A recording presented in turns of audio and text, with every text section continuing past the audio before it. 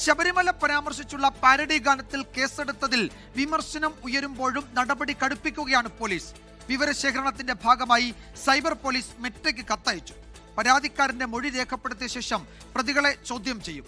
സംഘപരിവാറിന്റെ അതേ കളിയാണ് കേരളത്തിൽ LDF കളിക്കുന്നതെന്ന് പ്രതിപക്ഷ നേതാവ് വി ഡി സതീശൻ വിമർശിച്ചു.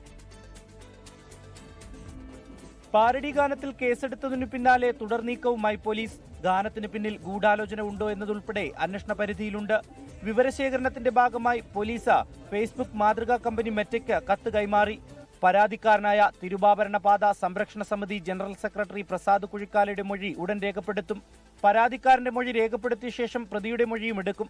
വിശ്വാസത്തെയോ ദൈവത്തെയോ കളിയാക്കുന്നത് അംഗീകരിക്കാൻ കഴിയില്ലെന്നാണ് CPIMന്റെ നിലപാട്. വിശ്വാസത്തെ വ്രണപ്പെടുത്തുകയോ വ്യക്തികളെ വ്യക്തിഹത്യ ചെയ്യുകയോ ചെയ്യുന്ന പാട്ട് ഒഴിവാക്കുന്നതായിരിക്കും ഒരു മതസൗഹാർദ്ദത്തിനും സാഹോദര്യത്തിനും ഉതകുന്നത്. അതിന് ഘടകവിരുദ്ധമായി ഉണ്ടായാൽ അത് ഒഴിവാക്കപ്പെടേണ്ടതാണ്.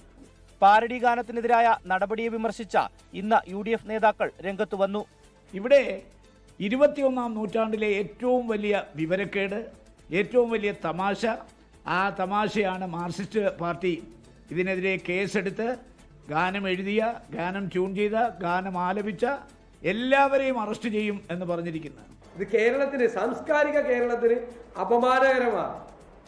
ഞങ്ങളിത് പരിഹാസത്തോടു കൂടിയാണ് ഇതിനെ നോക്കിക്കാണുന്നത്. ഗൗരവത്തോടു കൂടിയല്ല, പരിഹാസത്തോടു കൂടി ഈ കേസെടുത്തതിന് ഞങ്ങളതിനെ നിയമപരമായും രാഷ്ട്രീയമായും നേരിടും. തെരഞ്ഞെടുപ്പ് കഴിയും വരെ CPIMന് വിശ്വാസം പ്രശ്നമായിരുന്നില്ലെന്ന BJP നേതാവ് V മുരളീധരൻ കുറ്റപ്പെടുത്തി. തെരഞ്ഞെടുപ്പ് കഴിയുന്നത് വരെ മാർക്സിസ്റ്റ് പാർട്ടിക്ക് ഇതിൽ വിശ്വാസത്തിന്റെ പ്രശ്നം വന്നിട്ടില്ലേ? തെരഞ്ഞെടുപ്പിൽ തോറ്റു കഴിഞ്ഞപ്പോഴാണ് മാർക്സിസ്റ്റ് പാർട്ടിക്ക് തോന്നിയത് ഇതിൽ വിശ്വാസത്തിന്റെ പ്രശ്നമുണ്ട്. തെരഞ്ഞെടുപ്പിൽ ജയിച്ചിരുന്നുവെങ്കിൽ ഈ പ്രശ്നവുമായിട്ടും മാർക്സിസ്റ്റ് പാർട്ടി ബന്ധപ്പെടുത്തില്ലേ? കേസെടുത്തെങ്കിലും കോടതിയിൽ നിലനിൽക്കുമോ എന്നതിലുൾപ്പെടെ CPIMനുള്ളിൽ ഭിന്നാഭിപ്രായമുണ്ടെന്നാണ് വിവരം. 24 തിരുവനന്തപുരം. ലോകത്തെവിടെയായാലും ഏത് സമയത്തും 24 വാർത്തകളും ഓഗ്മെന്റഡ് റിയാലിറ്റി പാക്കേജുകളും എക്സ്പ്ലെയിനറുകളും വിശദമായി കാണാൻ ഞങ്ങളുടെ YouTube ചാനൽ നിങ്ങൾക്ക് സബ്സ്ക്രൈബ് ചെയ്യാം.